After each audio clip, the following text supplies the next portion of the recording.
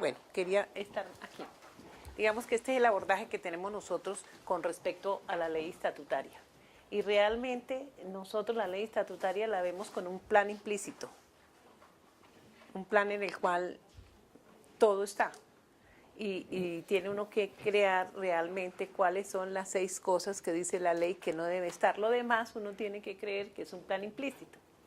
Entonces sería una forma como de mirar cuáles serían las nuevas entradas más bien al sistema, porque de todas maneras nosotros tenemos un plan, un post y los demás planes, el PID y lo no post, pero lo no post también lo estamos pagando. Conclusión, hay un plan implícito.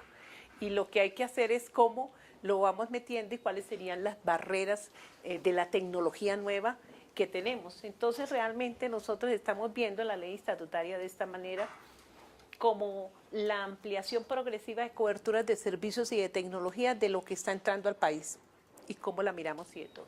Y por el otro lado, con la política de atención, de acceso a la población a los servicios de salud, y en ese sentido es que estábamos hablando del modelo. O sea, nunca el modelo se creó por crearse, sino a medida de que empezó a hablarse de la ley estatutaria, nosotros fuimos diseñando el modelo. Entonces, el modelo realmente corresponde al abordaje de la ley estatutaria, obviamente mirando la sostenibilidad, eficiencia y transparencia, y hay algunas cosas que tenemos que mirar con respecto a eso. Entonces, es para decirle, doctor, que esto sí corresponde a lo que... Sí, mira, esto corresponde a la ley estatutaria. El contenido y el abordaje. El abordaje es ese que estamos haciendo. Ahora sí vamos a hablar de la ley, del modelo de atención. Entonces, con respecto al modelo de atención, ya todos lo han oído. Y yo creo que el objetivo aquí, hacemos la otra conferencia, el objetivo aquí es mirar estos títulos y subtítulos. Lo que les vamos a comentar hoy son los títulos y subtítulos del modelo, y cómo lo que planteaban es que nosotros estamos haciendo concertaciones para la construcción del modelo. Estamos en el diseño y no llevamos sino 18 meses.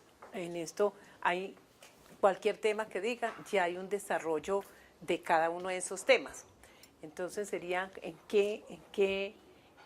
por dónde quieren empezar, cuáles quieren mirar. Cuando miramos el modelo, lo primero que miramos fue la situación de salud, el problema de la demografía y la carga de la enfermedad, que en Colombia es muy alto. El tener en cuenta de que esto es una población que se está envejeciendo y que en menos de 25 años o 30 vamos a duplicar la población vieja de Colombia, que no estamos preparados para esa demografía, para esa transición demográfica, que en eso, que hemos aumentado en 5 años más o menos un 5 o 6% de enfermedades crónicas. Hemos pasado del 2005 al 2010 de 76 a 83% de la carga de las enfermedades de crónicas. Y si nuestra población va a envejecer, uno también tendría que ir pensando qué es lo que estamos preparados nosotros para la atención de esta población. Sin embargo, a pesar de que el 83% es de carga de enfermedad, uno lo que ve en el patrón geográfico por las grandes causas es que es un país supremamente heterogéneo y que los determinantes sociales muestran unas características especiales dentro de la población.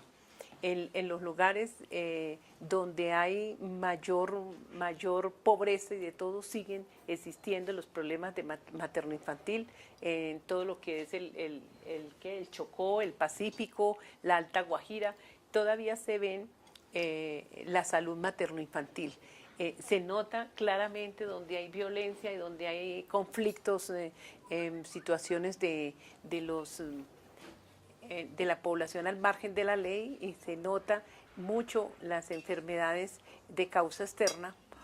Obviamente en las grandes ciudades, y donde estamos prácticamente el 70% de la población está, que es como el Corpes Oriente, Centro Oriente, que llamábamos antes, pero realmente hay un alto porcentaje de la población, ahí están ubicadas las enfermedades crónicas.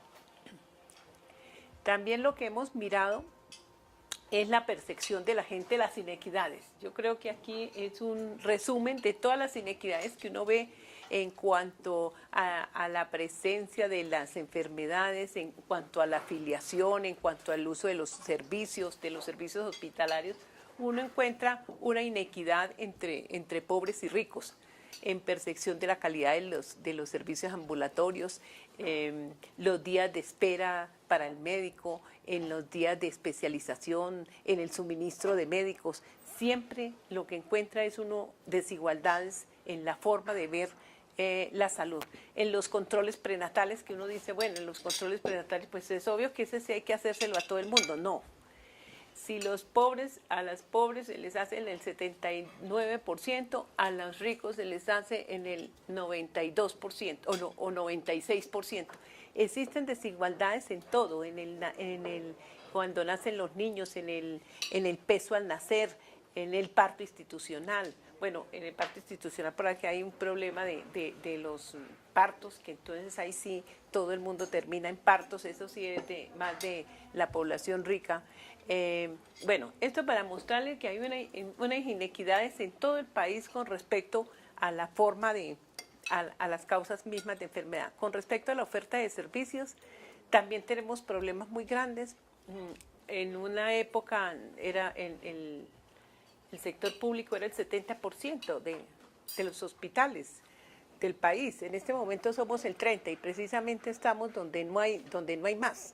Y en donde no hay más es como en 800 municipios en el cual hay un monopolio natural, con una baja resolución, por no decir que no tienen ninguna resolución, con una falta de recursos. El que no está ahí líquido ya está hablando de liquidarse porque no tiene recursos, con una forma de contratación con ellos de capito y como capito remito.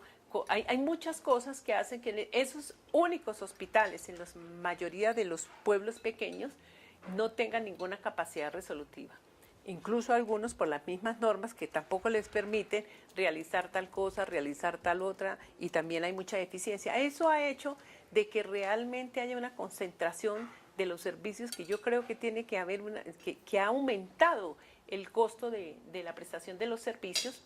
Digamos que mirando por áreas de gestión sanitaria, yo creo que este trabajo lo conocen todos, sobre áreas de gestión sanitaria, uno mira que en la red de procedimientos, mirando los procedimientos, a quién se le hizo, de dónde nació, dónde vive el cristiano, realmente encuentra uno como 20 nodos en Colombia para procedimientos que podrían hacerse en cada uno de los hospitales. Y ahí muestra exactamente cuáles son los nodos grandes que hay en Colombia. Todo lo que queremos decir aquí es que, mire, los estudios nos muestran que la gente está entrando ya por el segundo nivel a hacer una urgencia.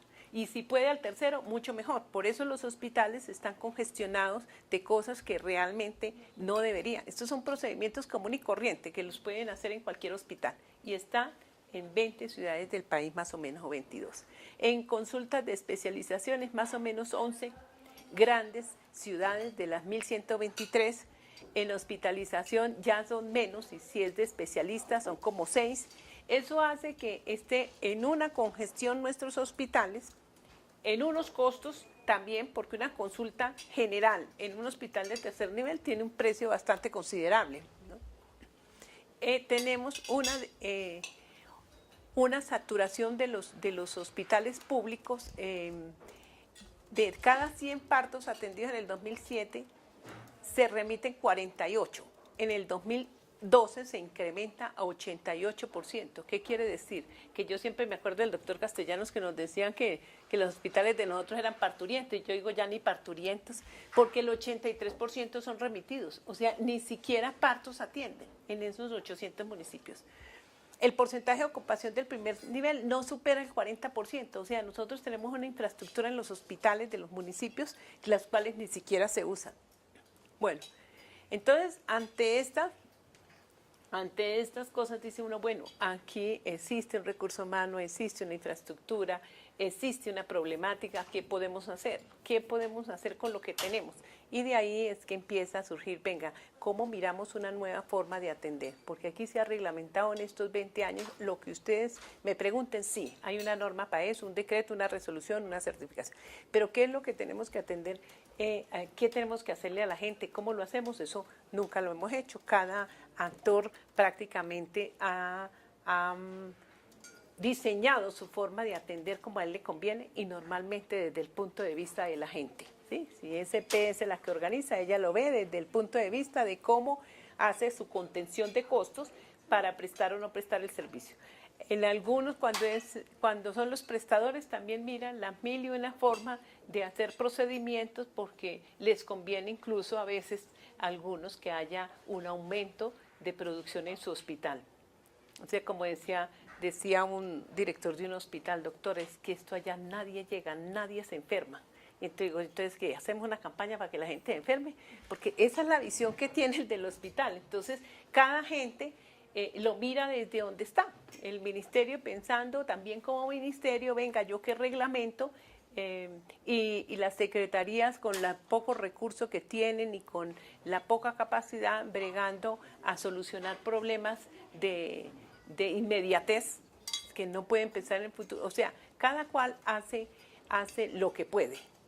Y creo que de buena fe. Otra cosa es que no funciona. Entonces nosotros vamos a aprovechar que tenemos un plan decenal, que sabemos para dónde ir, sabemos los problemas de Colombia, tenemos un plan que tiene 10 dimensiones, 8 dimensiones, tenemos unas metas claras, hemos creado una comisión intersectorial porque no podemos solucionar los problemas de salud si no tenemos los otros sectores, si no entendemos que la salud es un resultado de sus determinantes. Y todo lo que habíamos construido en el momento, hasta el momento, nosotros lo escribimos en resumen en el plan de desarrollo. O sea, que teníamos 3 años para desarrollar el plan y además que la ley estatutaria, que fue la razón por la cual empezamos a pensar en el modelo, también en el momento no se había firmado, no sabíamos qué decía la Corte, pero decíamos esto tiene que salir. Así que nosotros teníamos todo fríamente calculado para un diseño que empezamos a hacer de la política. Digamos que ahora el modelo, cuando nosotros hablamos del modelo integral de atención allá en el Congreso, dijeron, no, eso nos van a cambiar nos van a cambiar el sistema, no sé qué, y decidieron ponerle política de atención integral en salud. Pero la política de atención integral en salud se desarrolla mediante el modelo.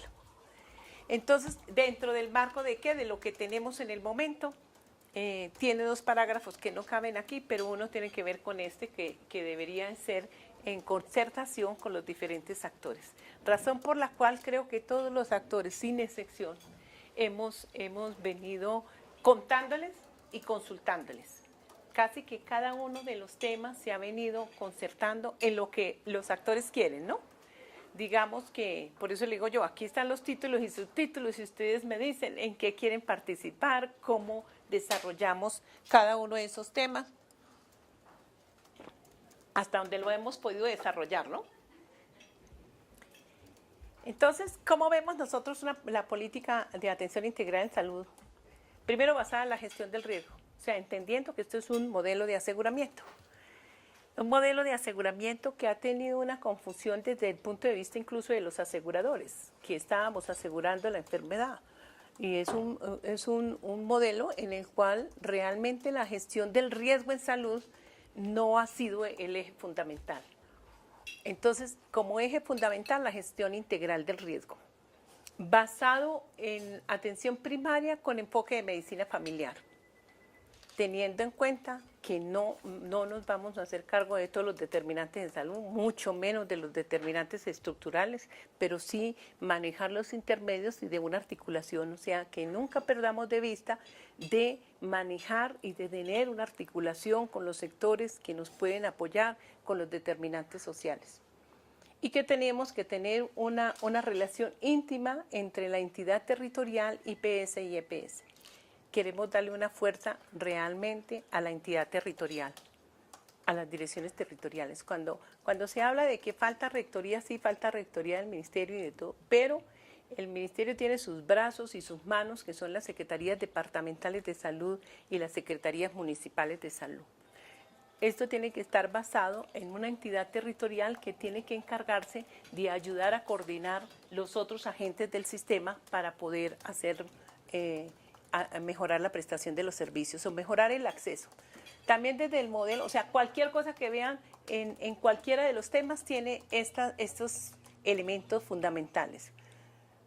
Lo otro es que entender, esto está dentro del plan de desarrollo y este dibujo incluso es de la base del plan, en la cual desde ahí se dice, mire, esto es un país de países, esta Colombia tiene varias Colombias, miren el modelo de una manera distinta para zonas dispersas, mírenlo para las zonas rurales de una manera distinta y mírenlo para la zona urbana de una manera distinta. Le agregan en el Congreso que a la zona urbana deberíamos de mirar aparte las ciudades de más de 1 millón de habitantes.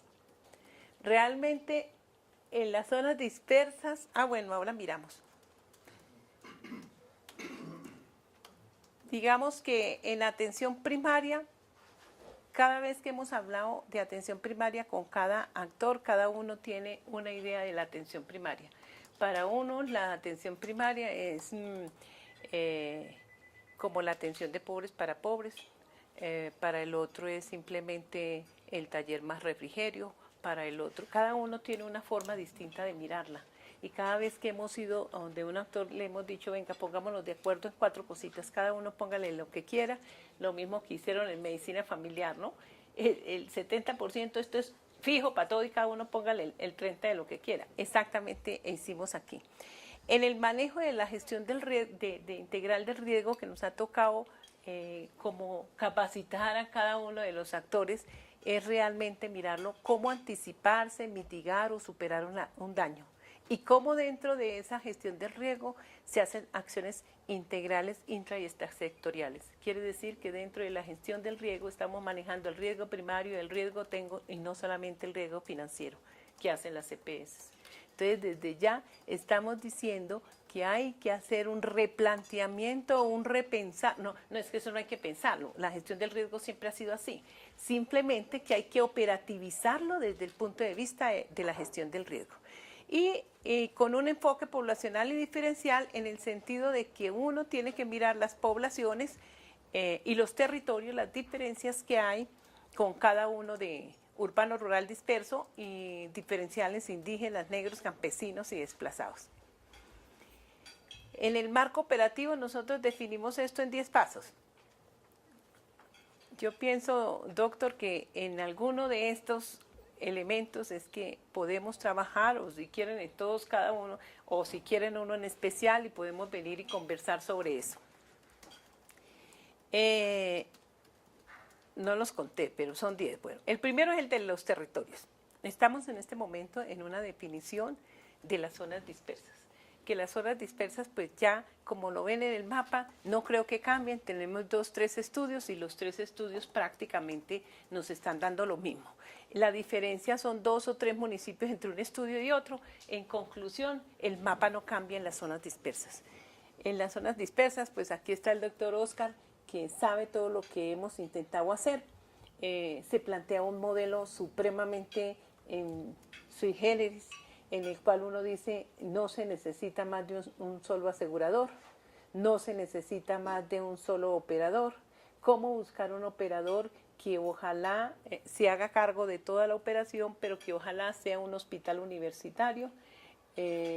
Estamos en el Guainía, el estudio nos lo ayuda a hacer el doctor Oscar, y en este momento estamos en los términos de referencia ya de buscar un operador, un asegurador único. Y esperamos que se presente alguno, ¿no?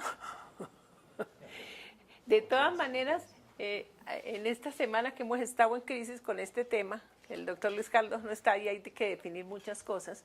El ministro está preocupado si realmente se presenta o no, pero yo he visto que algunas cajas de compensación, el mismo Gestar Salud, está interesado en presentarse el Hospital de Santa Fe, como la Clínica Santa Fe.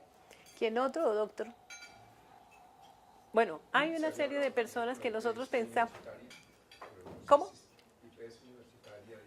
Ah, y Fuchs, que también tenía intenciones, y es una forma distinta. Es como unir todas las acciones colectivas, que eso queremos hacerlo en toda parte, pero cómo a unir las acciones colectivas y las acciones individuales prestadas por una sola persona.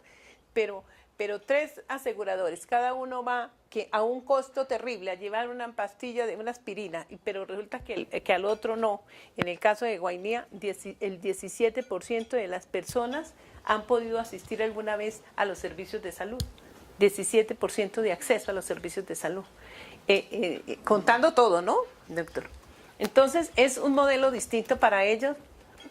Estamos mirando una parte del Chocó. Estamos también, es que está aquí el representante legal pues de las zonas dispersas, está adaptando el modelo a las zonas dispersas, una parte de Cauca, Nariño, que son 13 municipios, y el Chocó entero. Aquí hay que trabajar Guajira, que se han hecho cosas individuales, pero ese es un manejo casi distinto de lo que va a ser el país. Como ven, lo que está en verde son monopolios naturales. No es el monopolio público, algunas son de IPS indígenas que también se consideran públicas, pero son monopolios naturales con una baja resolución y que tenemos que mirar qué vamos a hacer, qué modelo planteamos para ellas y en este momento también estamos diseñando una parte de lo que debe ser la regionalización de las EPS. No es, ni siquiera ellas mismas quieren, que les han obligado a que reciban en cualquier parte, y entonces el caso Guajira, que ahí aparece como zona dispersa, tuvo 23 EPS, con toda la mortalidad infantil que hay allá, que se están muriendo, que la desnutrición y de todo, y hay 23 EPS, con un solo hospital, que no justifica ni nada. Entonces, en este momento, esta misma zonificación nos está permitiendo mirar como los pools de riesgo y cómo buscar unas áreas que permitan que las EPS se presenten para ese lado. Y uno ve con todas las EPS que, lo digo por ejemplo, por poner un ejemplo, como dicen los cocuteños, sin decir el nombre, pero Comeva en mi tierra nadie la quiere, en el Tolima. Vaya, tóquela en el valle. Como ellos son de allá es donde han hecho su fuerza y de todo. Y así le pasa a muchas EPS. No pueden ser EPS en toda parte buenas. O como dice Famisanar, no quiero ser mala sino en Boyacá con Dinamarca. No más.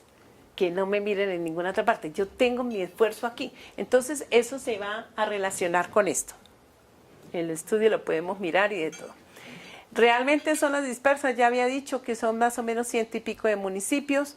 En zona rural son casi como 800. ¿Qué volumen de población tiene zonas dispersas? Ah, bueno, eso me va a hacer una pregunta que dijo alguien, y como para qué tanta dedicación si por allá no vive gente, pero casi que es el 30% de la población colombiana en las zonas dispersas.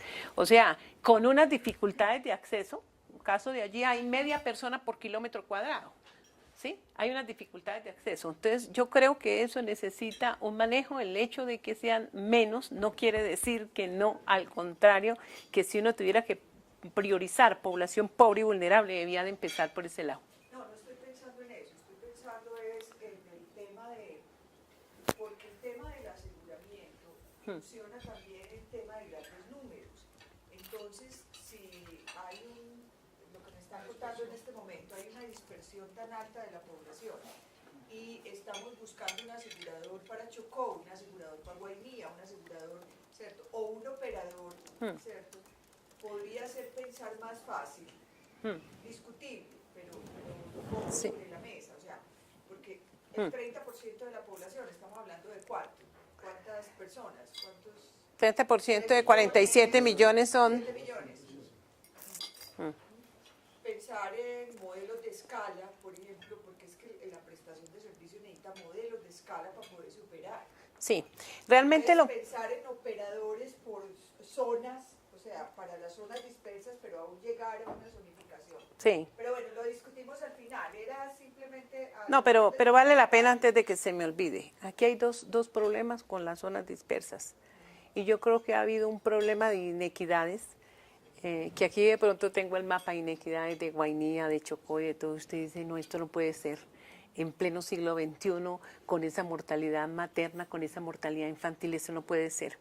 Pero también hay un problema de inequidad desde el punto de vista de los recursos. Fíjese que en toda parte se ha dicho, desde la 1122, en la 1438, se hablaba del subsidio a la oferta. Y el subsidio a la oferta se ha manejado de una manera muy distinta a mirar realmente quién lo necesita. Esta es una población que realmente, si yo le pongo la infraestructura y el médico y de todo, no es sostenible económicamente y no va a ser sostenible ni hoy ni nunca, ni con EPS, sin EPS, como usted la coja, no es sostenible. No, eso no da, eso no da. Realmente, Oscar me corrige si estoy equivocada, pero más o menos daba como una UPC de 1.200.000. Realmente no se quiso hablar de UPC. Sí, pero un gasto per cápita. Exacto. Bueno. En una población de 40.000 habitantes, en un área geográfica muy amplia. 17% del territorio colombiano. Se planteaba que por 1.200.000, o sea, hoy en día ya el ministerio estaba invirtiendo por régimen subsidiado UPC alrededor de 650.000 pesos por persona por año, y se estaba haciendo muy poquito. La idea era, miremos cuánto se requiere para realmente hacer. Entonces, sí, bueno, pero si no me equivoqué. Eso indica, Luz Marina, que estos ejercicios de las zonas dispersas nos obligan a replantear el subsidio de oferta y a hacer una discusión nacional en la 715 y de mirar realmente de que deben existir. En este momento se asume, y eso se me olvidó contar, se juntan todos los recursos y se intenta hacer, pero hay recursos de toda índole. Pero también tenemos que hacer una auditoría externa de lo que va pasando allá, que tiene una evaluación casi que desde el diseño, desde el día que empezó a escribirse, con el ánimo de pensar en el futuro qué es lo que tenemos que hablar de subsidio de oferta, y no solamente para las zonas dispersas. Yo creo que para la de alta ruralidad nos toca pensar, cuando ya lo tenemos así, ellos hicieron la cuenta de cuánto vale las canoitas, de cuánta gasolina se le echa, cuánta comida hay que llevar para hacer, todo, desde la minucia. Y creo que hay que hacer un ejercicio de esa índole para mirar el subsidio de oferta. Ese es el interés. No, yo creo que eso es posible.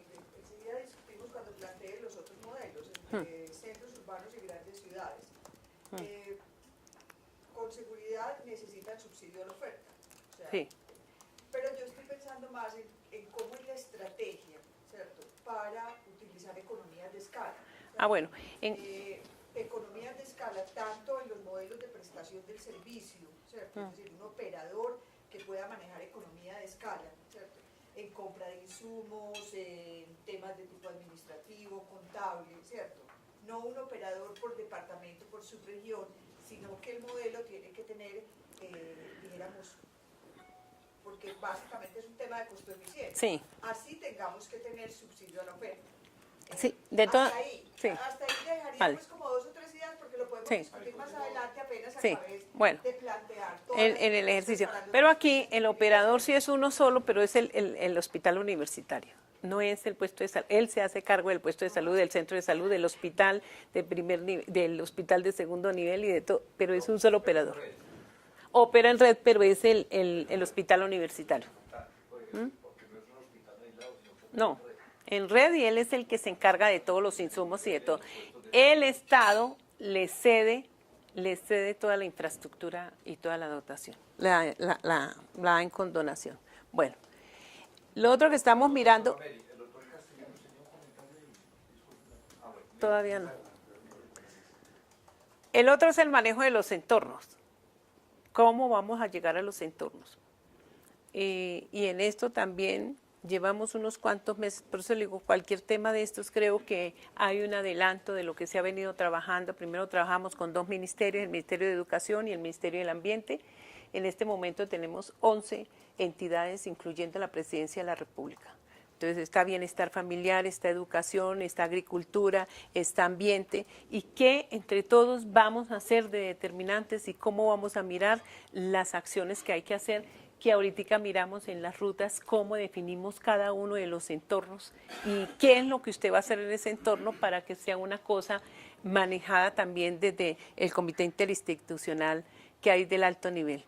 Entonces en entorno se dividió en 4. Yo tengo aquí el institucional, pero realmente creo que mañana no va a estar. lo que hemos negociado con los otros ministerios es trabajar en cosas del hogar, en el sector educativo, en los espacios públicos y en los espacios laborales. Muchas de las cosas que nosotros podemos hacer de manejar la promoción y la prevención debe hacerse en los entornos, y si estamos hablando de medicina familiar y comunitaria, con más veras, en cada uno del curso de vida de las personas. Y cada cosa que estamos diseñando, estamos mirando el manejo de los entornos. Entonces, después miramos la población. Cuando estábamos mirando qué hacer con la población y de todo, aquí no está, pero se hizo dos cosas adelante de esto. Primero, que es un interés que tiene el ministerio de buscar metodologías y dejar metodologías reglamentadas, digamos, de cada una de estas cosas. No que mañana resulte, que depende de quién llegue y dice, ay, mire, sabe, le está yendo bien a las dispersas, ¿por qué no me mete a Chiquinquirá ahí en zona dispersa porque les está yendo bien, les aumentaron la UPC? Sino que hay una metodología para mirar si eso sí es así o no. En este sentido de mirar los grupos de población y los grupos de riesgo, existían dos metodologías que pueden tener, digamos, que alguna complicada, algunos decían es muy complicada, el pase a la equidad, el de la planeación, es muy participativa, el país todavía no está para eso, pero por lo menos hay una metodología, el ASIS, el análisis de situación. Obvio, ustedes encuentran en la página web del ministerio todos los municipios del país, los 1100 los pueden bajar y mirar todo lo que se miró en el análisis de la situación del país, pero es una sola metodología, podemos sumar, podemos restar, todos lo están mirando de la misma manera, todos están haciendo el análisis de la misma manera. Eso para decir que antes de eso duramos 2 años, tanto con la metodología de la CIS como la de Pase a la Equidad, pero de ahí hay mucha información que nos puede definir realmente cómo pudiéramos hablar de grupos de población por el curso de vida, y también definimos qué íbamos a entender por curso de vida y cuál es la división que hacemos, que es esta que encuentra al principio. Y a esa población que, independiente de que uno se enferme, pensamos que deberíamos de tener unas rutas de promoción y mantenimiento de la salud. A cada persona, cada EPS debería de hacerle algunas acciones y el Estado debería de hacerles unas acciones sin necesidad de que se enferme, porque es que realmente el sistema debería de procurar era porque la gente estuviera sana, no por atender simplemente al enfermo, sino porque la gente estuviera sana. Razón por la cual la primera ruta que se hace es una ruta integral de atención para la promoción y el mantenimiento de la salud. ¿Qué debemos hacerle a los niños, al infante, al adolescente? ¿Qué debemos hacer en la edad madura, en los pensionados? ¿Cuáles son las acciones que la CPS y el Estado debe estar obligada a hacer sin necesidad de que la gente enferme? Obvio que uno en el transcurso de la vida también tiene algunas dificultades, a veces algunos eventos que no siempre llegan a la enfermedad, pero que uno sabe que pudiera llegar. Eso hace que nos hubiéramos dedicado a buscar grupos de riesgo. Entonces, como el ASIS estaba mirado de los determinantes, de los factores de riesgo, lo que se hizo fue un estudio y también una metodología, porque mañana algún personaje de la historia tiene alguna enfermedad y dice, ay, venga, búsquenmele un grupo de riesgo. Tampoco se necesitaba como regular absolutamente todas las enfermedades, pero sí orientar a los diferentes agentes cómo se debe de atender las personas. Entonces se hizo una metodología buscando todos los factores de riesgos asociados, los factores de riesgo de la mayor carga de la enfermedad. Después se agruparon, quedaron en 170 factores, luego le han pasado por todos los modelos matemáticos habidos y por haber, y agrupa por familias grupos de riesgos. Esa agrupación de grupos de riesgo nos dio realmente 15. Una no fue simplemente por grupos de riesgo, que sino fueron las enfermedades raras que las tuvimos que meter por otras razones de alto costo más que otra cosa. Esos 16 grupos de riesgo que nosotros pudimos agrupar realmente abarca casi el 80% de la carga de la enfermedad en Colombia. Y a esos les hicimos una ruta como grupo de riesgo, y cada grupo de riesgo tiene como algunos eventos que son frecuentes dentro de ese grupo de riesgo. Entonces, realmente las rutas de atención que hicimos, tanto la de promoción como la de mantenimiento y la de riesgos y eventos, realmente lo que quiere mostrar es el flujo por donde debe ir el usuario. Es un modelo que está basado en el usuario, entonces lo importante es que los agentes, independiente de quién es el que le dieron la plata y quién tiene la función y quién lo debe de hacer, hay que hacerle algunas acciones y eso es lo que muestra el flujo. No es una guía de atención, es simplemente el recorrido dentro de la promoción, la prevención, el tratamiento y la paliación que hay que hacerle dentro de un grupo de riesgo y muestra quién realmente le corresponde. El proceso, sí. Esto es lo que quiere dar las rutas de atención. Ayer venía contándole con los que venía que ayer había tenido que atender a los mexicanos. Y es que esta forma de rutas de atención ha llamado la atención porque somos los primeros en el mundo que lo estamos mirando de esta manera. Hay rutas de atención en varias partes. Fuera de las guías hay rutas de atención. Y lo tienen los australianos, lo tienen los ingleses, pero ninguno tiene las cosas que tenemos y por eso hemos tenido mucha visita. Nosotros decimos, no espere que hasta ahorita lo estamos escribiendo. Y ayer vinieron a revisar los mexicanos, la universidad y los grandes personajes de la salud pública de México, cómo lo estábamos haciendo y qué nos podían también recomendar. Estas rutas son genéricas. Y quiere decir genéricas es que orienta a todos los actores, pero cuando llega la entidad territorial, ella tiene que hacer sus adecuaciones, si es rural, si es dispersa o si es urbana. Pero es una orientación para todos los actores. En ella explica muchísimo algunos resultados en salud. Para mirar, no atenciones, sino resultados en cada una de las rutas. No todas las rutas van a servir. Esos hitos, esos resultados en salud, no todas van a servir para los sistemas de pago. Pero si dentro de esas rutas, esos hitos, en el sistema de incentivos que se está mirando, en los mecanismos de pago, se está mirando cómo utilizar, y esa es la razón también de unir el pago a los resultados en salud. Y la otra que es el objetivo de esto, buscar una integralidad, una continuidad en la atención. Cómo mirar las acciones colectivas unidas con las acciones individuales. Yo cuento la historia de Cali con nombre propio porque me llama la atención ante la emergencia que hubo de la epidemia de dengue, la EPS-SOS, que casi que le llegaron, todos sus cristianos tenían dengue, luchando para que la alcaldía le fumigara. Y ella no quiso fumigar. Pero usted mira el PID y dice, venga, eso está dentro del PID, usted tiene plata para eso, pero a ella no quiere. Pero el otro atendiendo, tuvo que ponerle un derecho de petición. Entonces uno dice, si las funciones que tiene la entidad territorial con las acciones colectivas no se articulan con las EPS, en el manejo del riesgo como tal, pues no va a haber plata que alcance en este país para hacer eso. Entonces estas rutas también definen eso, definen todas las estrategias y acciones e incorporan todas las normas que existen. Esto quiere decir que incorporan todas las guías, protocolos y muchas cosas de las que nosotros hacemos. Yo siempre he dicho que están por la ley del melateísmo, ¿no? Melate que es por acá y melate que es por allá. Pero en este momento, y se lo decía yo al vice, mira, hay que hacer un curso de evaluación sistemática y de todo, que no vaya a hacer que cualquier cosa se baje del San Google, sino que sea de evidencia, porque con los pocos recursos hay que ser lo más eficiente posible.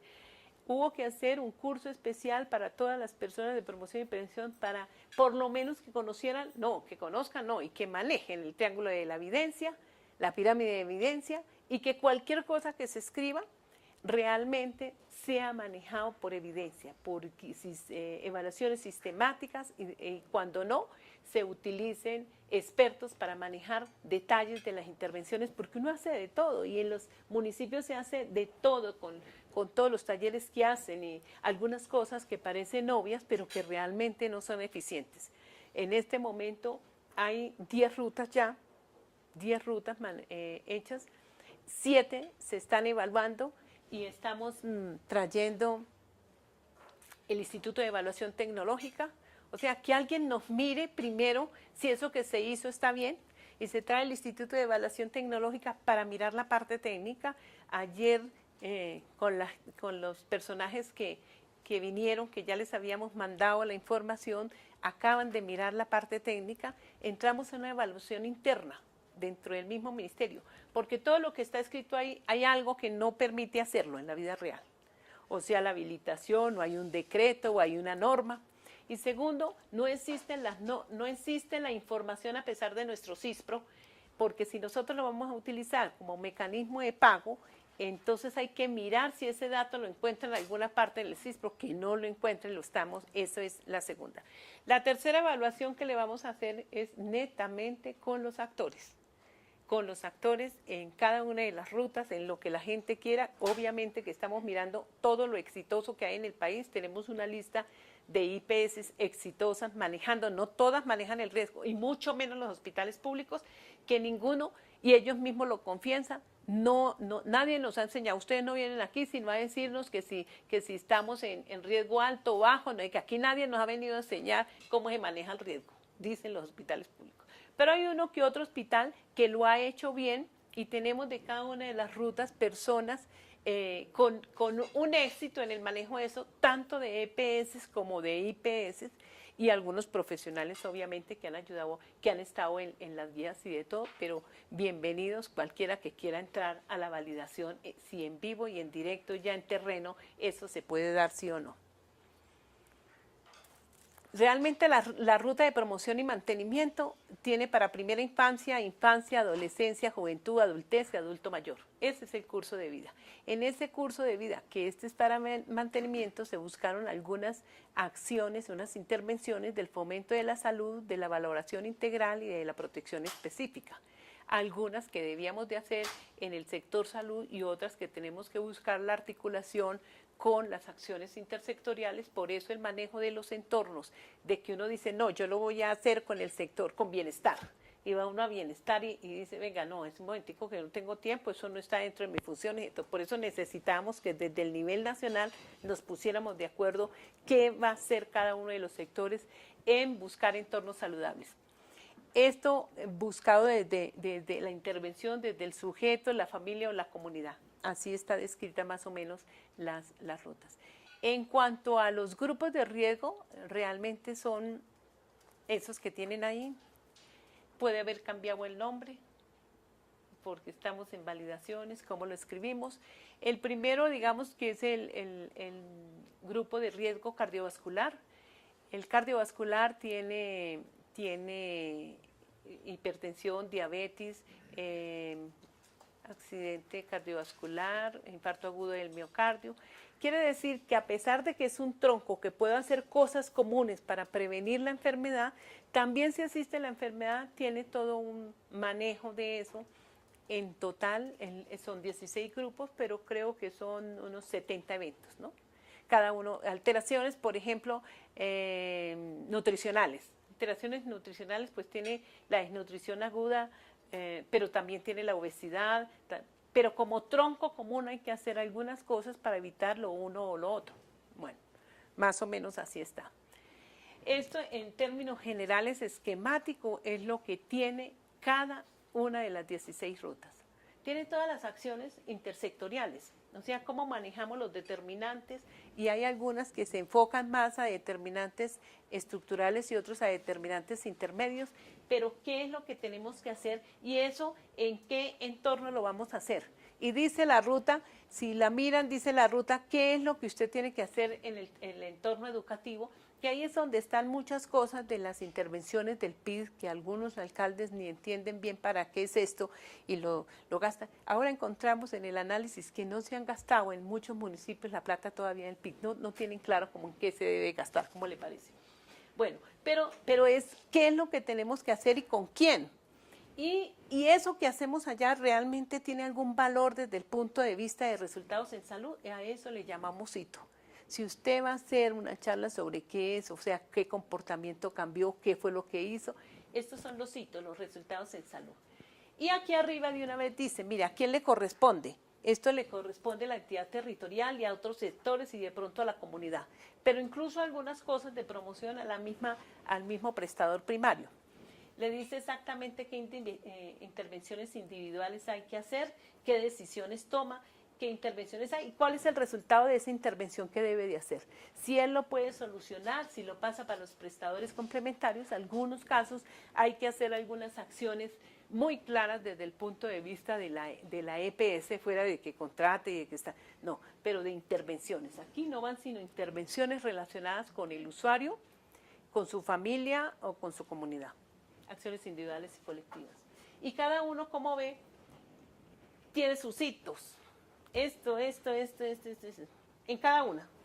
Eso es lo que me permite empezar a hablar de los sistemas de pago, de intentar hacer un cambio con respecto a los sistemas de cambio.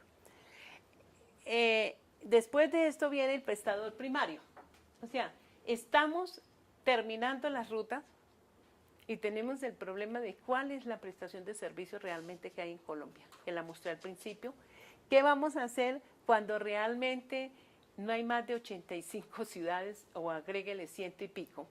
Si miramos algunos procedimientos menos sofisticados que realmente tienen una capacidad de resolver el problema de su municipio, el resto no.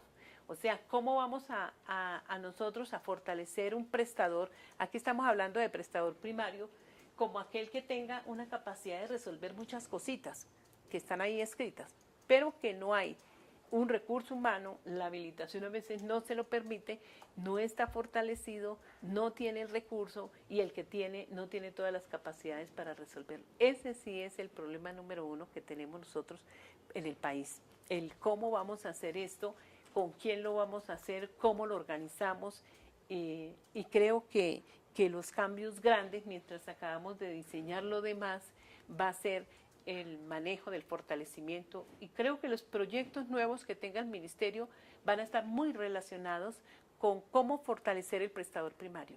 Yo me imagino que ahora todos los programas que teníamos de los hospitales de segundo y tercer nivel, esos programas con el BID y todo, estamos buscando alianzas para mirar qué es lo que hay que hacer en el país para poder fortalecer este nivel primario. Que en términos generales, en cuanto a recurso humano, nosotros hemos tenido, y allá volvimos, dice la gente, ahí volvieron a lo anterior, sí señor, microscopistas, parteras, gestores en salud, volver a capacitar, y allá eso es lo que se ha hecho en Guainía ya, cómo poner a funcionar los puestos de salud, cómo darles una función a los puestos de salud, cómo tener un auxiliar de enfermería, pero en algunos casos que no puede tener uno el auxiliar de enfermería y la enfermería de salud pública, cómo darle competencias a ese personal, a ese personaje de unas competencias de salud pública porque no da, pero cómo lo acompaña con el gestor, con el promotor en salud, cómo busca centros de salud en el caso de Guainía ya con un médico familiar jalonando el proceso y cómo realmente con el hospital de baja complejidad y de mediana complejidad del segundo nivel, eso es lo que nosotros consideramos que debe haber en un nivel primario. En otras palabras, doctora Luz Marina, es volver a recuperar las regionales. Volver a hacer esas regionales, volver a... o sea, lo que hicimos en aquellas viejas épocas, cómo recuperarlo. Yo creo que llevamos unos 20 años desbaratándolo con el cuento de que el mercado arregla todo y precisamente cuando no hay una forma de competencia realmente, los mercados no funcionan en ese sentido y entonces por eso tenemos que hablar de un subsidio de oferta y de recuperar regiones pequeñas y yo me imagino otra vez Antioquia con sus 10, yo no le quitaría ninguna, me imagino, y eso es lo que ve uno cuando ve que hay unos resultados en salud en algunos departamentos y le mira y es que tienen el desarrollo de sus regiones otra vez, pero esas regiones conformadas así como una sola red y que usted contrate con la red, no con cada uno de los personajes. Entonces tenemos que inventarnos contrataciones con redes de prestaciones de servicios de salud. En el caso de Guainía, que es tan difícil, por eso todo el mundo dice, ¿ustedes por qué escogieron a Guainía? Dije, porque, no, eso es lo más difícil. Yo no creo que haya algo más difícil. Si allá se monta, no quiere decir que se puede montar en cualquier parte. Y allá ya empezaron a estudiar los 5 médicos, ¿son? 5 médicos que fueron bien escogidos, viven allá, tienen familia allá, tienen sus hijos allá, cómo empezar a estudiar la medicina familiar y ya empezaron. con la modalidad de que lo hacen allá y tienen una semana para venir a Bogotá a mirar lo que les hace falta con el mismo currículo, no que se les quite un capítulo de algo que tengan que ver. Esto es lo que nos imaginamos nosotros que sean los prestadores primarios y que tenemos que armar. No, el prestador primario no puede ser una institución. Yo creo que hay que mirar si es público o privado, lo que exista en la entidad territorial para poder armar los prestadores primarios. Los prestadores primarios unidos también a todos los servicios básicos, a toda la acción intersectorial, que son los que van a tener que trabajar en la comunidad, van a tener que hacer el trabajo comunitario, van a empezar a mirar las familias y cómo unir esto con las actividades, acciones de especialización. Por eso cuando uno dice en las zonas dispersas debería ser un solo operador porque no hay economía de escala. Si yo pongo cada puestico de salud con el cuento de que hay doble descentralización en este país, la de los hospitales y la de las entidades territoriales, ponerlo a que funcione con una dirección y de todo y que compre, el hospital universitario se encarga de todos los insumos y de todo, porque si no tampoco sería rentable para ninguno y ninguno se nos presenta. Dado esas circunstancias. Un detalle con esto es que, por ejemplo, en cierta manera, Costa Pacífica se parece más la costa pacífica nariñense y Cauca que Cauca con respecto a la capital. Entonces, en esto de prestadores también está un poco la discusión de que a veces no se puede hacer por municipio o por departamento, hay que pensar en otro tipo de... Es válido. La segunda región que cogimos es Cauca, Nariño. Los 13 municipios, son 13, ¿no? 13 municipios, realmente ese prestador primario va a tener que ver con Guapi, ¿cómo se dice? ¿Guapi? Sí. Con Guapi, que no corresponde precisamente a Nariño, que es donde más municipios hay, porque realmente el municipio de Cauca son 4, sí, 4, ¿cierto? A pesar de que son 4 y que el otro tiene más, realmente la cabeza del prestador primario va a tener que ser Guapi.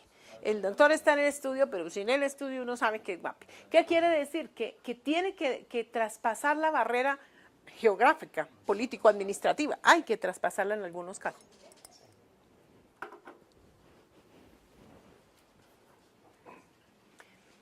Bueno, aquí está la gestión del riesgo en salud desde el punto de vista del asegurador. ¿Qué realmente es lo que hacen los aseguradores y cuál es el rol que va a cumplir en este modelo? ¿Cuál es la función de ellos en este modelo?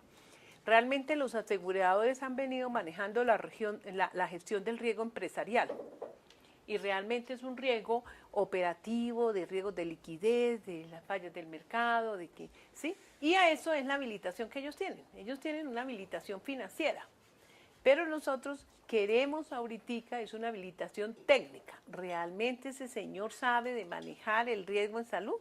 Si esto es lo que estamos diciendo que se debe hacer, si estas son las rutas, si las rutas me dicen exactamente qué es lo que le debo hacer a cada cristiano, ¿estarán ellos en capacidad de manejar eso? ¿Estarán ellos en capacidad de manejar para nosotros importante que sean capaces de manejar el riesgo primario? Que el riesgo primario tiene que ser con esa articulación que debe hacer con la entidad territorial. ¿Qué tanto se acercan ellos y tenemos que habilitarlos en ese sentido, como ponerle como las reglas del juego a los aseguradores y manejar todo lo que es el riesgo técnico, realmente la gestión clínica, hasta dónde ellos realmente están manejando la región, la parte de la gestión clínica. Sale habilitación para las EPS en este sentido, muy manejado desde la gestión del riesgo y se llama habilitación técnica. Debería estar unida a la otra, pero como no la tenía, pues nos va a tocar o hacer otro decreto o si los podemos unir, pero hay que sacar una habilitación para las aseguradoras. Algunos dicen, con los requisitos que hay, que hay algunas que no van a poder cumplir, pues es que todas tampoco pueden estar, eso no es un secreto para nadie. Hay unas que son buenas, otras son regulares, otras malas y hay otras perversas. Eso se sabe. Hay unas que no van a poder cumplir eso y no necesita el país, yo creo que tanto desde el punto de vista financiero como desde el punto de vista técnico se está intentando que queden las mejores, no todas van a quedar. Y si quieren quedarse en el esfuerzo que están haciendo es grande para que se queden para poder hacer las cosas como se deben de hacer. Este es un tema muy bonito que yo creo que desde el punto de vista de la prestación, si a mí me dicen por dónde tengo que empezar a estudiar realmente qué es el riesgo, cómo veo el riesgo, yo diría que es por acá, que entender uno realmente qué es el riesgo y cuál debería ser el rol del asegurador. Como les decía, hemos pensado en todo un sistema de incentivos. En un sistema de incentivos, que el sistema de incentivos pues tiene todos los sistemas de pagos, empezando porque tenemos que mirar realmente cuál es el pago de la nación a las EPS, de las EPS a las IPS y de las IPS a los profesionales, y hay incentivos de talento humano que hay que diseñar y que deberían de estar diseñados desde hace mucho tiempo, que en la ley 1164 de recursos humanos, recuerden que estaba y que todavía no hemos hecho como el deber de hacerlo. Digamos que en Guainía lo fuimos haciendo porque hay un incentivo para el personal, se le da la capacitación, se le pagó la matrícula, se le está pagando la beca crédito, se le está dando el estudio y fuera de eso se le paga para que siga trabajando, pues esos son incentivos, ¿no? Incentivos de muchas cosas. Nosotros hemos mirado incentivos y son increíbles los incentivos que pueden haber por producción, por resultados en salud. Como unir mucho lo de las rutas y de los hitos a los incentivos en talento humano. Y también hemos encontrado, aunque gente dice, no, pero los usuarios yo creo que tenemos que buscar unos incentivos para que aprendan a cuidarse y que aprendan a hacer uso racional, de unos límites racionales dentro de esta prestación de servicios. Yo creo que toda la población de Colombia está enseñada a tener, lo tiene en su mente, que tiene todos los derechos en salud. Y con la ley estatutaria le quedó más claro que tiene el derecho de salud. Pero pareciera que nosotros no le dijéramos que tienen deberes, ninguno, ni de autocuidarse. Me olvidé decir que ahorita en todas las rutas hay una cosa que vamos a incluir y es el autocuidado. Y hemos encontrado muchos incentivos respecto al autocuidado. Y yo creo que hay que enseñarle a la gente el autocuidado y pagarle cuando se cuida, cuando se toman los medicamentos, el de los copagos, sobre las cuotas moderadoras, que se pueden incentivar simplemente a los usuarios de esta manera. Este es un tema bastante serio y creo que también hemos tenido que llamar mucho a otros países para que nos den ideas de cómo lo hacen en otra parte. Vinieron los alemanes, los coreanos, y hay un grupo que ha trabajado mucho sobre sistemas de pago y que tiene libros y que ha hecho un esfuerzo grande por mirar los sistemas de incentivos que están trabajando en este momento. Tema también que es válido, bueno, yo creo que aquí todos los temas son válidos, pero por dónde quieren empezar, dónde quieren participar, es cosa de ustedes. Bueno, lo de sistemas de información, que a pesar de toda la información que tenemos, dado los pasos que vamos a dar, hemos tenido que revisar y estamos revisando qué se necesita en el sistema de información, tanto para los agentes como para los diferentes planes de beneficios que queden escritos. Hemos intentado minimizar, al contrario, porque hay tanto dato que cualquier cosa que nosotros queramos buscar un indicador, a veces existe el dato allá. Al contrario de seguir pidiendo, estamos diciendo, venga, miramos cómo consolidamos y cómo realmente miramos qué es lo que debe sacar acá. Y bueno, estamos en el modelo haciendo lo que se debe hacer en toda política pública, que uno desde el momento que empieza a escribir debería estar evaluándose.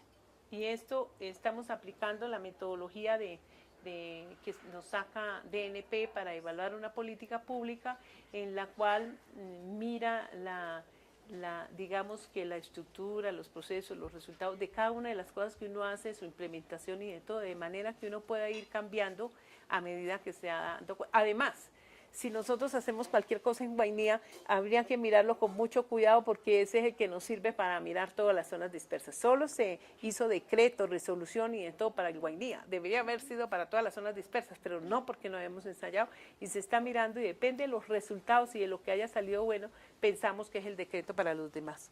Y así vamos a hacer con cada una de las cosas que estamos haciendo. Esto es en términos generales lo que... Este es el término general de la ley estatutaria. No, lo que iba a decir acerca del los títulos y subtítulos de lo que es el modelo. Le decía que cada uno de lo que tenemos hemos hecho un ejercicio muy juicioso y se trataba de mirar ustedes en qué querían participar, por dónde querían empezar, cómo podríamos organizar un cronograma que nos permita obtener para nosotros alguna retroalimentación de lo que estamos haciendo.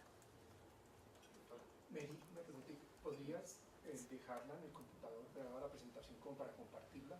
Que hay Sí. ya muchas cosas. Sí, entendiendo que es una cosa en construcción, que no es publicable porque no, porque todos los días estamos cambiando. Entonces, cada vez que le dejo a alguno la presentación, al otro día va y me dice, óigame, pero usted ayer tenía tal título y hoy se lo cambió, parece el mismo, pero le cambió. Le digo, sí, porque estamos en construcción. Entonces, yo sé que los títulos y subtítulos, ahorita creo que podemos sacar el modelo en pocos días y estamos más tranquilos, ¿sí? Pero yo creo que los títulos y subtítulos van a ser los mismos.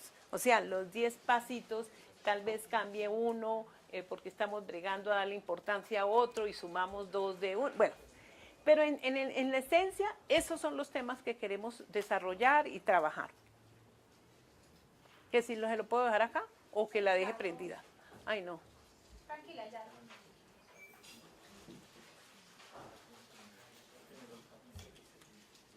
Doctora, Sí, señor. bueno, está con nosotros el doctor Donado, presidente de Asosalud, Sí. Asociación de la Salud, que no había podido llegar antes. El doctor Sí, Roque, guardar que cómo. Ya le puse, pero no sé a dónde.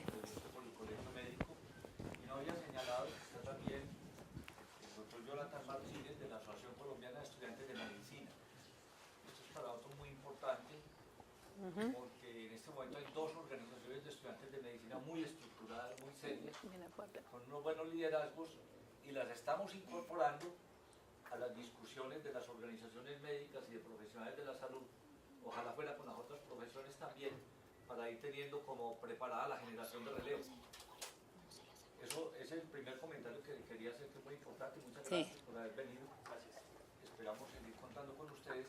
Y lo segundo, lo que usted dice que queremos hacer, para darle paso enseguida a unos comentarios de la doctora Luz María, quien quiera hacer comentarios, y después de una manera corta, rápida, ojalá terminemos a las 10, definamos la metodología y la agenda.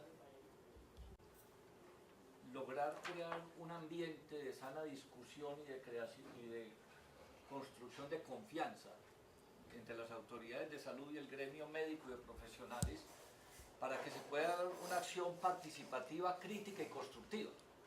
Que no estamos esperando que haya ni una acción seguidista de todo lo que diga el gobierno, ni tampoco una acción contestataria, sino cómo los profesionales de la salud y los gremios médicos podemos ser unos buenos colaboradores y construimos conjuntamente y participamos de la difusión y el respaldo a las políticas que ayudemos a construir, que es algo que no tenemos en este momento en el país. Yo recuerdo una vez el ministro se quejaba de eso y varios analistas se han quejado de eso, que este es un sistema donde no hay confianza entre los actores y no hay posibilidades de un diálogo tranquilo, argumentado, de ceder unas cosas pero tener otros logros, sino que hay unos enfrentamientos radicales entre posturas muchas veces invariables, ¿sí? Entonces el objetivo nuestro es crear un ambiente de confianza, en construir conjuntamente con el Ministerio un sistema que se ajuste en la mayor medida de lo posible a las necesidades de la población. Desde el punto de vista de nuestros intereses como gremio, nos centramos mucho en contratación, pagos e incentivos al talento humano. Nos gusta mucho que dentro de la discusión del modelo retomemos la ley de talento humano en salud, construyamos como una política de desarrollo integral del talento humano en salud, una política de desarrollo integral del talento humano en salud, y específicamente el tema de pagos e incentivos y estímulos para la buena calidad del talento humano. Entonces, yo pienso que nosotros, por ejemplo, en ese tema podríamos presentar propuestas y organizar cómo construir unas propuestas, presentarle al Ministerio unas propuestas. Oír lo que se está haciendo. Y oír lo que se está haciendo y presentar unas propuestas que no son reventando el sistema, sino viendo cómo dentro de una visión de sostenibilidad del sistema será una salida. pensamos que hay que mirar situaciones novedosas. Si el modelo nos habla de rutas de atención o de procesos, y si nos habla de redes, ¿por qué no pensar cómo podríamos contratar por redes o contratar por procesos, adquiriendo responsabilidades en los resultados de la acción de las redes y los procesos? Entonces, específicamente desde nuestros intereses gremiales está ese punto en primer lugar, desde los intereses.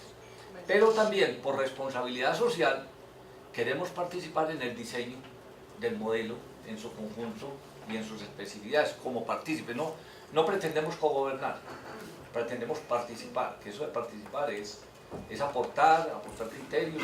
Y tenemos con nosotros personas técnicas, personas que no son ni del gremio ni del ministerio, que nos pueden colaborar mucho para establecer unos puentes de conocimiento que permitan resolver los problemas. Yo me voy a sentar no por No, contestar, y sino que por anotar sí. lo que me están diciendo. Entonces, en ese sentido, es como el marco de lo que nosotros hemos venido hablando en las juntas directivas de los gremios. ACOME pues, ha estado participando, ACOME está yendo a las juntas directivas de Asosalud y está participando en la junta médica. O sea, venimos desarrollando una cultura de participación y queremos que eso se consolide más que una cultura contestataria. Entonces, quisiéramos entonces enseguida oír unos comentarios sobre la presentación y ya ver metodológicamente cómo podemos.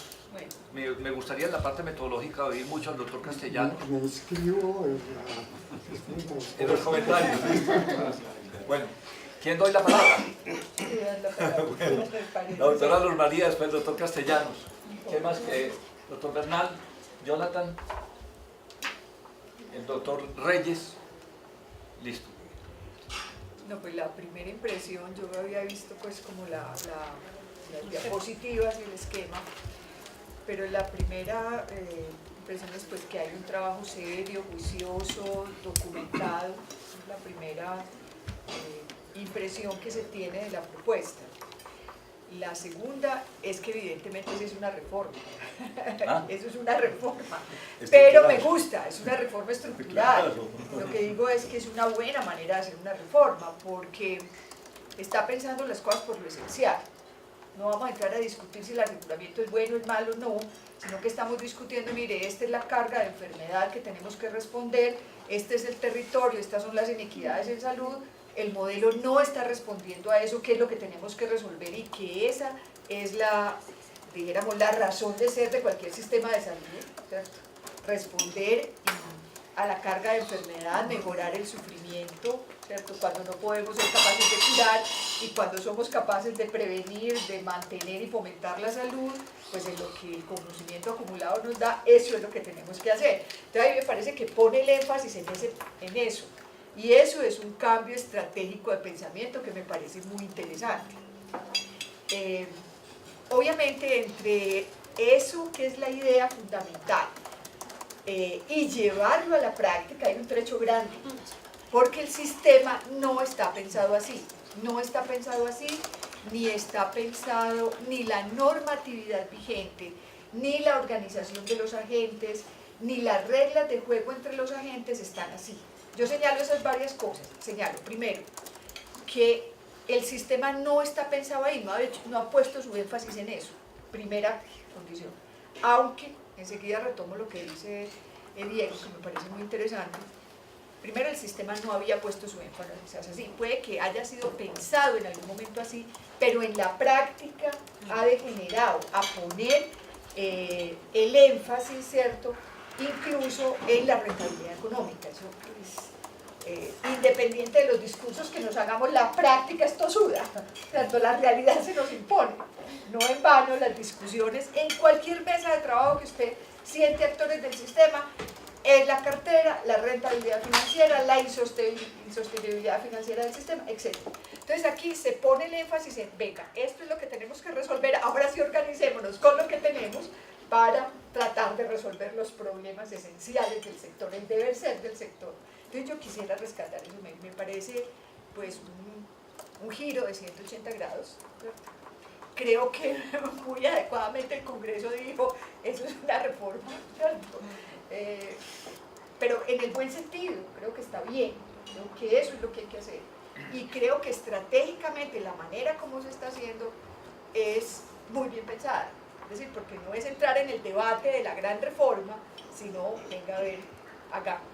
Entonces, los hitos de buscar la evidencia y decir si los talleres sirven o no, y eso nos mete pues en todo el tema de las ciencias sociales, de la educación para la salud, la cultura de la salud, que en eso hay unos avances inmensos que el sector no ha retomado, ¿cierto?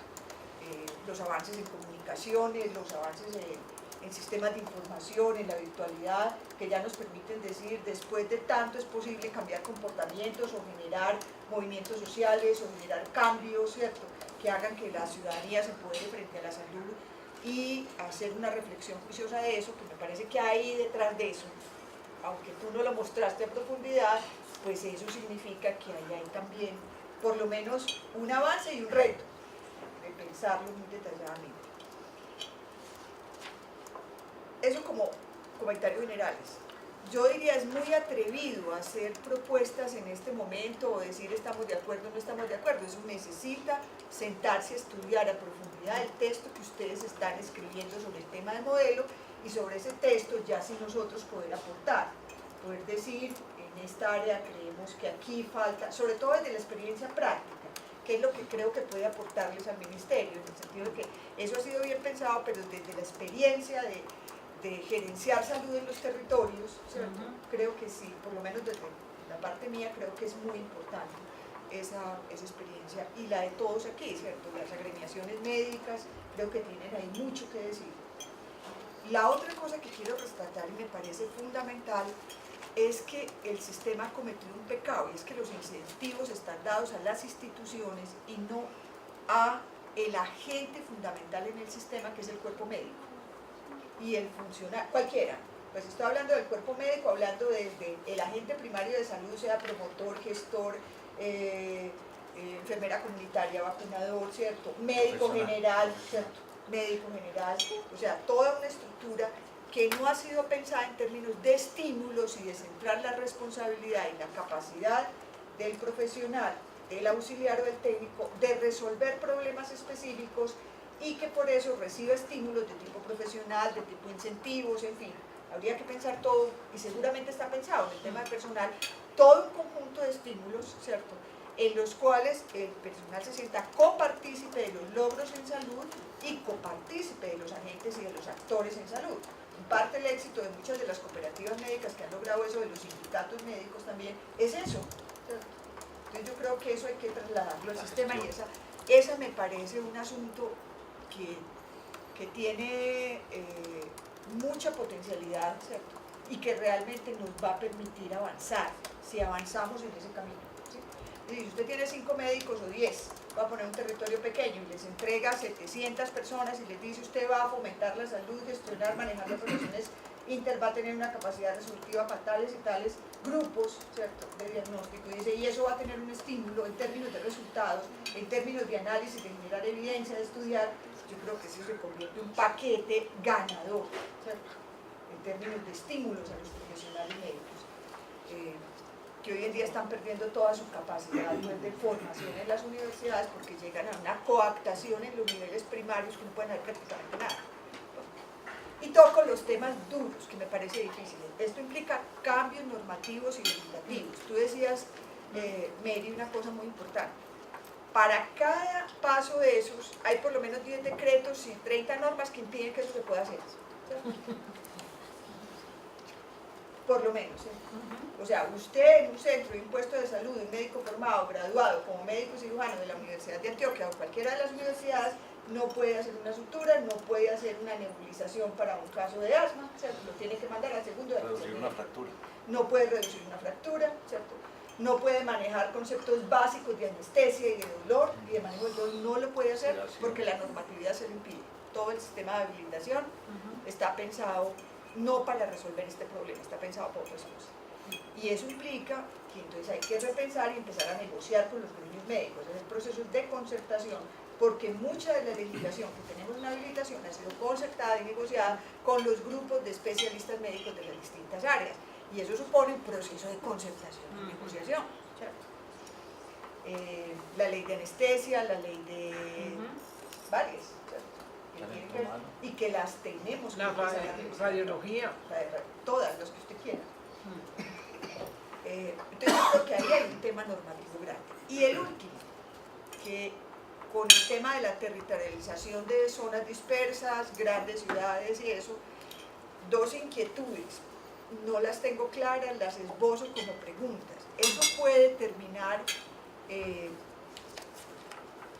aumentando las brechas de inequidad, con una intención muy buena, o sea, porque genera un sistema de aseguramiento y de economía de escala y de rentabilidad en economías de mercado en grandes ciudades y áreas que tienen mayores índices de capacidades y dotaciones desde lo público, ¿cierto? Y genera, lo digo, no lo tengo claro, es decir, tendríamos que tener más información, estudiarlo a profundidad, ¿cierto? ¿Qué es el debate? Les cuento el territorio de Antioquia. Yo tengo en Antioquia el 90% de la capacidad hospitalaria en Medellín y en Valle de Aburrá, ¿cierto? El resto del territorio de provincia, los otros 124 municipios que no son Medellín y los 10 del área metropolitana tienen, la mayoría de los casos, un solo hospital y el hospital público, ¿cierto? ¿Dónde están concentradas las ganancias? Y de cada 100 pesos, 70 se quedan en la gran red hospitalaria en Medellín y el área metropolitana. 30 pesos se quedan en el resto, en las unidades primarias, ¿cierto? ¿Cómo hacer para revertir eso? Dos cosas, o le creamos estímulos al mercado, o por norma le decimos, usted quiere estar en la gran capital y en la gran ciudad, pero tiene que atender la provincia, ¿sí? Como hacemos con los médicos generales. El tema de la política del año social obligatorio no es más que eso. O sea, son profesionales que el mercado los capta muy rápidamente en las grandes ciudades, en las áreas urbanas, y le decimos, nos da mucha pena, aquí hay un compromiso, usted es un profesional que tiene una función social esencial y un derecho fundamental, no se puede ir desde que se gradúa para la gran ciudad, ¿cierto? Ni hacer investigación, ni hacer la especialidad ya. Se tiene que venir y prestar un año social obligatorio, porque si no, no tenemos otra manera de tener médicos en la ruralidad. No hay otra manera, ¿cierto? Hacemos una norma y decimos, esa norma está coja, entre otras cosas, porque no viene con los suficientes estímulos, no viene con las condiciones adecuadas para ese ejercicio profesional, entonces ahí tenemos una ambivalencia.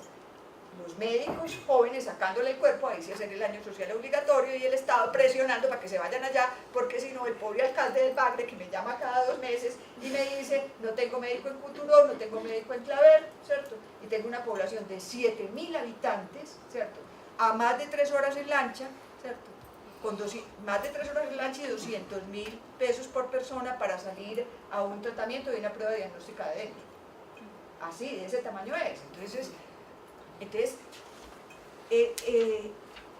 con eso la preocupación que tengo es esa. Es decir, porque entonces creamos una estructura para territorios dispersos, ¿cierto? Que va a tener subsidio del Estado, pero nos va a jalar la plata realmente en el sistema, ¿cierto? Las grandes capitales y las áreas metropolitanas, entre otras cosas, porque ahí está toda la tecnología, está toda la industria farmacéutica, que es los que nos están jalando los recursos en la atención, y toda la tecnología médica. Y la confianza de la población no se quiere atender a nivel periférico. Claro. ¿Sí? Entonces, el gran reto es cómo vamos a revertir eso. O sea, el modelo me parece que está poniendo el énfasis, ¿cierto? Y el otro tema son la descentralización en el país. Miren, usted decía ahora, Antioquia tuvo regionales, subregiones, tiene 9 subregiones, tuvo un hospital regional de segundo nivel. Ese hospital regional de segundo nivel manejaba todos los primeros niveles y los centros de salud y los puestos de salud, ¿cierto? Hasta administrativamente. Todo, administrativamente, las acciones de salud pública y las acciones de atención. Vertical, los programas de promoción y prevención eran vertical y los programas de entidades prioritarias en salud pública eran verticales, ¿cierto? Volver a eso, yo creo que, confieso sinceramente que ese es el ideal, o sea, por economía de escala, por SS y por un manejo realmente por resultados, que una unidad pueda responder por la salud de un territorio, una unidad más grande, ¿cierto? Eso va en contra de la descentralización en salud. Entonces hay que repensar la descentralización, o sea, ¿cómo lo vamos a hacer? Porque la estructura de que las EPS contraten prestación de servicios por redes integrales no hemos podido. Y en Antioquia ya tenemos monopolio, no son sino 2 aseguradoras, es Suramericana y Sabia Salud EPS. Y no hemos logrado hacer, porque es que usted tiene 125 alcaldes autónomos en el tema de salud, reyes y señores en sus hospitales. Y eso no cuando los gerentes, ¿cierto?, son además un rey opuesto al alcalde, ¿cierto? Que no, entonces tiene los problemas que usted decía con el tema del dengue, ¿cierto? El alcalde le dice, yo no le hago la fumigación, ¿cierto? Y el gerente le dice, yo no hago las acciones de atención primaria y salud, ¿cierto? Y ahí hay un tema de rectoría y de control. La super no tiene capacidad de control hasta allá. O sea, lo que te estoy diciendo es que esa propuesta supone repensar el sistema, los organismos de control, la capacidad de inspección y vigilancia, los estímulos al talento humano, la formación y capacidades y competencias del talento humano en salud, dónde los vamos a poner, qué estímulos les vamos a dar, ¿sí? Bueno, hasta ahí todo, pero me entusiasma, ¿cierto? La discusión y volver a pensar, pues, como en un foco distinto el tema y dejar de hablar de la cartera hospitalaria. Y van a tener tiempo. Doctor Castellanos. Gracias, doctor, muy amable. Bueno, en primer lugar, saludar a todos. En segundo lugar, quiero explicar la razón de mi presencia acá. Yo colaboro con el Colegio Médico en el área de desarrollo de talento humano y salud. Y en esa condición, el doctor Vaquero me ha invitado a participar. Le agradezco mucho la aceptación de mi participación acá. Yo quiero hacer algunos planteamientos de orden general en los cuales asumo más una responsabilidad personal como ciudadano colombiano que como el colegio, pero las voy a diferenciar con toda claridad. Yo creo que a este proceso llegamos, y a este momento llegamos por dos vías que no se propusieron andar juntas. Uno, el repensar el sistema, el revisar el sistema, como un esfuerzo del Ministerio de Salud preocupado por las cosas que están pasando en relación con el sistema, que es compartido, conocido por todos nosotros. Y la otra es realmente la ley estatutaria, que tiene otras motivaciones iniciales y otra fundamentación inicial, pero que afortunadamente coincide muchísimo en orientaciones de orden general y que abren un nuevo camino de pensamiento respecto a lo que la doctora Agudelo planteó, que yo estoy totalmente de acuerdo en que lo que estamos enfrentando, afortunadamente quizá, es un tránsito hacia un nuevo sistema de salud. Y quiero enfatizar la noción de sistema de salud, porque nosotros venimos de una concepción de un sistema de servicios de salud y ahora vamos a pasar. Yo no sé si esto el país tiene conciencia, y todos tenemos realmente conciencia, de que lo que estamos enfocando es un sistema preocupado por la conservación, el mantenimiento, el desarrollo de la salud de la población. Y en ese sentido, pues con todo el comedimiento también quiero llamar la atención sobre el hecho de que si estamos pensando en un sistema de salud como es una corriente mundial en este momento, es decir, todos los sistemas de servicios de salud están siendo orientados hacia la conservación, hacia una dimensión de atención de salud, de cuidado, es más, todavía no son tanto atención, es el cuidado de la salud, lo cual de entrada significa por lo menos en esencia una política de Estado. En nuestro medio probablemente nos serviría una política de gobierno. Eso es lo que tenemos en ese momento. Ahora, si estamos pensando en un sistema de salud, eso significa una concepción política de la organización del Estado, de la organización del gobierno, de los elementos institucionales para llegar a ese fin. En ese marco, si nosotros consideramos, primero, que todo lo que hacemos los profesionales y en general los trabajadores de la salud es realmente muy importante. Es muy importante y hay que racionalizarlo, y hay que orientarlo, y hay que buscar su desarrollo. Pero en esencia, al final, y eso es el conocimiento universal, aportamos solo el 25% de los elementos que conducen a las condiciones de salud de la población. Y esto significa que si estamos trabajando para un sistema de salud, tenemos que ver cómo nosotros, como actores en un proceso de gestión con respecto a la salud, cómo vamos a interactuar con aquellos otros sectores que realmente aportan el 75%.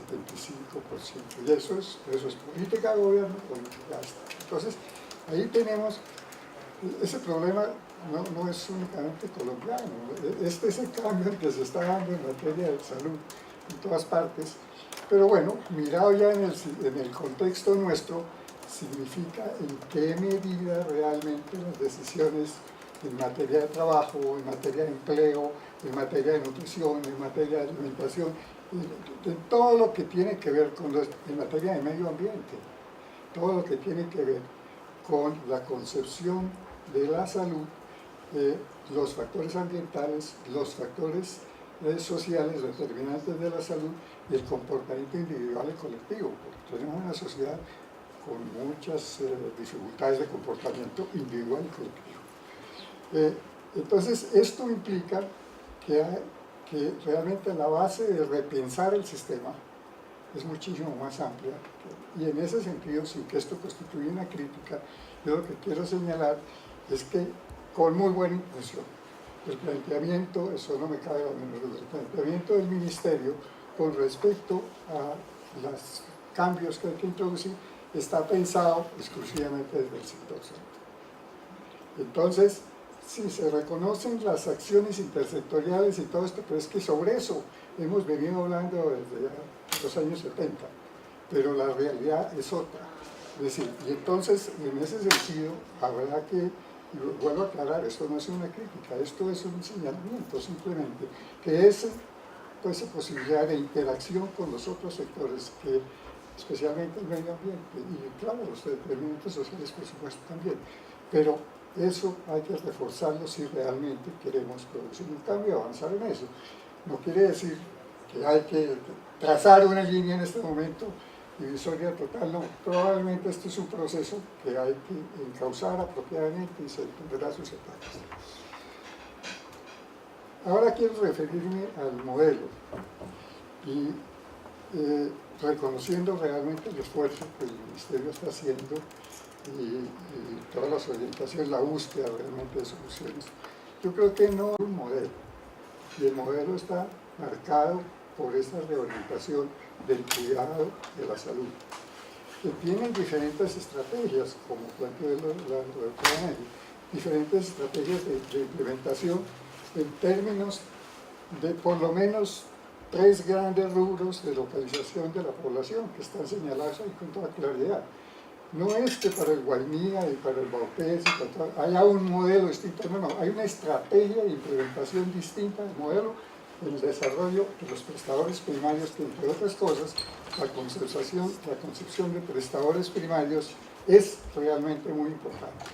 Es decir, esto por primera vez en Colombia, realmente la ley 1438, abre la posibilidad de que hagamos atención primaria de la salud como estrategia de atención de la salud. Antes, pues sí, había muchos esfuerzos, hubo muchos esfuerzos, todos enmarcados en la atención primaria selectiva, pero como política realmente pública, solo la ley 1438 abre esa posibilidad. Y en ese sentido, entonces lo que tenemos es un modelo que transforma, o una orientación que transforma la manera de organizar los recursos para atender la salud. Entonces, eso significa realmente identificar los cuellos de botella, todo lo que hemos tenido que vivir a lo largo del año 95, 96, que se empezó a implementar realmente la reforma, todo lo que hemos vivido allá. Es decir, yo creo que debemos derivar un poco de enseñanzas de todas esas experiencias, no todas malas, pero sí muy pocas buenas, que tuvimos en la implementación del sistema de servicios de salud basado en la seguridad social, que mirado desde el punto de vista del modelo de sistema de servicios basado en la seguridad social, lo que se buscó en ese momento, que se le critica mucho al sistema, fue crear un mecanismo de financiamiento que asegurara, mucho más allá de la asistencia pública, que beneficiaba al 35% de la población, y a esquemas de seguros sociales fragmentarios que protegían a otros grupos. Entonces el pensamiento realmente en ese momento fue crear un sistema financiero para asegurar a la atención de salud de toda la población. Eso lo hicieron muchos países, nosotros lo distorsionamos y lo convertimos en y hablamos en un modelo de aseguramiento que marcó en su implementación una cosa que no ha debido ocurrir, porque las reformas en ninguna parte, o mejor pongámoslo lo positivo, en todas partes buscaron y lograron una separación entre la gestión de los recursos financieros y la gestión de los recursos de salud. Nosotros no lo logramos. Entonces, esto significa que hay que repensar desde ese punto el sistema. Entonces, con las estrategias partiendo de la base de que es un modelo con estrategias de implementación diferentes, pues sí, eso abre muchas posibilidades de llegar realmente a esos sectores de la población, pero es que el 70% de la población, si no es más, yo creo que es como el 75%, está concentrado en áreas urbanas, y pequeñas o grandes, pero pues, entonces lo otro es pensar muy bien la estrategia, como lo está haciendo el Ministerio, para llegar con el mismo modelo a facilitar esta cosa. Ahora, perdóname que ya voy a terminar. Creo que un cambio de esta naturaleza tiene que mirar a cómo se está desarrollando, cómo está generándose el conocimiento con respecto a la salud. Y en este sentido, 2 minutos para hacer una referencia a lo que hemos venido trabajando conjuntamente con el Ministerio, con la Dirección de Talento Humano y Salud del Ministerio, y con la Comisión de Educación de la Academia Nacional de Medicina. En este momento el país cuenta con 14 profesiones de la salud que han determinado sus competencias. Hay 14 profesiones reconocidas en el país que a través de un mecanismo de participación y de construcción colectiva por los grupos profesionales tienen una propuesta que es construida conjuntamente por el Ministerio en desarrollo en materia de competencias profesionales de salud.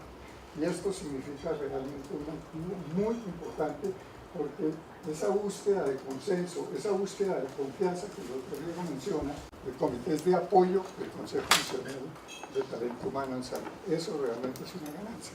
Entonces, simplemente la observación final es que sí, este es un proceso que empezamos, pero es un cambio de sistema, eso hay que entenderlo así, y hay que mirar a lo que significa los avances del conocimiento. Entonces, en este proceso de revisión de las competencias, tuvimos oportunidad de un conversatorio sobre la genómica y lo que eso determina en la variación de la genética humana y lo que significa. Y probablemente en unos años vamos a tener aquí en esta parte de este llavero nuestra historia clínica, nuestro perfil genético, que nos va a permitir reorientar todas esas acciones en materia de gestión del riesgo individual y colectivo. Esos eran mis comentarios. Muy bien. Seguía el doctor Bernal. Sí, yo creo que Sí. hay un cambio sustancial de hace un par de años donde el debate hay una gran crisis, había una gran polarización de propuestas y entonces era o todo o nada. Y yo creo que ahora estamos en un momento a ver, pensémosle y construyamos, tengamos en cuenta lo que ya existe y cómo se avanza en ello. Yo creo que es un buen momento para plantear este tipo de discusiones. Entre ellas, yo creo que parte de lo que puede hacer esta mesa es participar de estas discusiones, como Mary lo estaba diciendo, están construyendo, y yo creo que es un buen momento para que una mesa como esta aporte ideas en esa construcción, y más que pensar en lo inmediato, en que se involucre en un solo tema, yo creo que lo interesante es participar en el conjunto, porque luego va a ser más fácil que se pueda decir, mira, de este conjunto estamos de acuerdo y por ahí va la cosa. Luego, dependiendo de la especificidad gremial o gerencial o académica, se puede luego trabajar aspectos más específicos. Pero si no estamos confiados en que el rumbo que se plantea es un rumbo adecuado para responder a lo que está planteado, a las necesidades concretas, entonces las acciones puntuales se pueden quedar muy aisladas.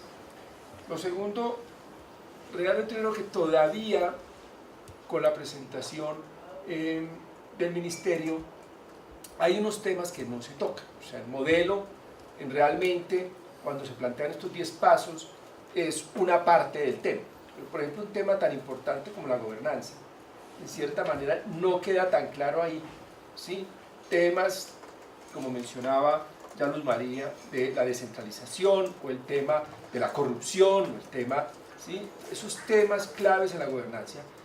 Este ejercicio de todas maneras demuestra mayor liderazgo del ministerio y eso es un avance a lo que teníamos en los últimos años. Entonces ahí ya hay un punto de gobernanza, liderazgo, pero gobernanza implica otros temas y uno de los temas que quiero resaltar es precisamente que el ministerio sigue pensando en gobernar para lo público y resulta que aquí en prestación tenemos 70% privado y por lo tanto el ministerio debe gobernar para lo público y para lo privado y debe haber alguna manera en que nos pongamos idealmente sintonizados de quién hace qué y cómo lo hace, ¿sí? Sobre todo en la prestación, porque allí es donde el debate, digamos, es donde la realidad se ha venido imponiendo, que en lo urbano, Bogotá por ejemplo, es principalmente privado, pero en 800 municipios es monopolio público. Y por lo tanto, eso tiene que estar claro en el modelo, porque si le vamos a pedir a ese hospital que compita, pues no tiene con quién competir de un lado. Y de segundo, no hay posibilidad de conseguir otro que vaya a competirle ahí, e inclusive puede ser perjudicial para el que llega y para el que está. Entonces, todo este tema de la gobernanza es clave y este tema de lo público-privado en la prestación es clave, pero también en la administración de los recursos. Entonces, fenómenos que han venido ocurriendo interesantes, como en Antioquia, de alianzas público-privadas para crear una EPS que se convierta en el monopolio del régimen subsidiado, es interesante, pero otros temas como que todavía exista régimen subsidiado y contributivo es un absurdo. Y eso es parte de lo que cuando hablamos de modelo nos toca discutir y apostarle claramente a que desaparezcan los regímenes, ¿sí? Eso todavía ahí no queda. Entonces, yo creo que al muñeco grande todavía le faltan unas partecitas importantes a discutir. Mi propuesta es que esta mesa aporte un poco en esos debates. Dentro de esos debates, ese elemento de que el centro sea la persona me parece clave, pero en realidad eso tiene unas repercusiones en la manera en que está organizado todo, incluido el sistema de información, que no está pensado para eso. Entonces hoy en día no sabemos, yo no sé el nivel de servicio, el uso de los servicios que he hecho en los últimos años. Yo no sé, ¿sí? No tengo un mecanismo para darme un poco de cuenta cómo va mi glicemia, ¿sí? Entonces hay una serie de cosas que habría que repensar la manera en que está organizado tanto la prestación como la información. Y por último, en el tema de información, nos estamos quedando mucho en el CISPRO. El CISPRO es un ejercicio muy bueno y un avance muy importante, pero el mismo ministerio tiene más cosas. Tiene 36 observatorios, entre ellos el Observatorio Nacional de Salud, que está haciendo buen trabajo. Tiene un observatorio, por ejemplo, en Manizales muy interesante, que no es de salud, y eso es interesante, es un observatorio social, que involucra a todos los sectores, a todas las secretarías de la alcaldía de Manizales, y por lo tanto, cada una, por ejemplo, en temas como accidentalidad, en temas como agua potable, o en el tema de hacinamiento, se le asigna responsabilidades concretas a diferentes secretarías. Ese tipo de experiencias que ya existen, hay que retomarlas. Lo mismo en atención primaria y en fortalecer la atención básica. También aquí ha habido buenas experiencias tanto en lo urbano, ¿sí? Barranquilla, Santander, Bogotá misma, Antioquia, como en lo rural. Ha habido en Vaupés, ha habido en el Chocó, experiencias interesantes. Y yo creo que en mucho de eso estamos de acuerdo en que nos tocará volver al pasado. El futuro de muchas de estas cosas está en lo que ya se hizo bien y nos toca recuperar a ese nivel.